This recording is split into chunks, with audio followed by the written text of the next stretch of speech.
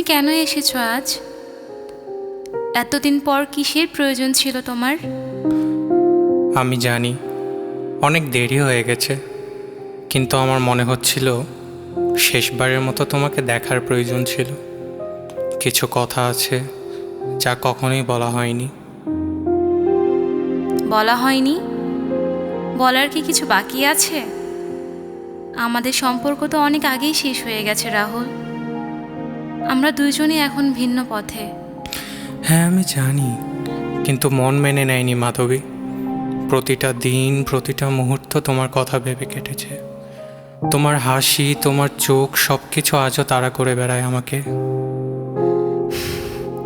আমিও কি কম কষ্ট পেয়েছি রাহুল? আমি তো চাইনি যে তোমার পথ আলাদা হোক, কিন্তু কিছু সম্পর্ক থাকে জানো, যা কোনোদিন পূর্ণ হয় না। বাস্তবতা কঠিন, সব ভালোবাসা পূর্ণ হয় না। আমি জানি, কিন্তু আমাদের তো স্বপ্ন ছিল, একসাথে থাকার স্বপ্ন, জীবনের প্রতিটা মুহূর্ত ভাগ করে নেওয়ার স্বপ্ন। কেন আমাদের স্বপ্নগুলো এমনভাবে ভেঙে গেল? কেন আমরা একে অপরকে হারিয়ে ফেললাম? সব স্বপ্ন পূর্ণ হয় না রাহুল। কখনো কখনো আমাদের মেনে নিতে হয় যে ভালোবাসা থাকলেও বাস্তবতার সামনে আমরা অসহায়। সময় আর পরিস্থিতি সব কিছু কেড়ে নেয়। আমি তোমাকে ভালোবেসেছিলাম, আজও বাসি, কিন্তু তুমি জানো আমি আর ফিরে যেতে পারবো না। আমার জীবনে এখন আর কিছুই আগের মতো নেই।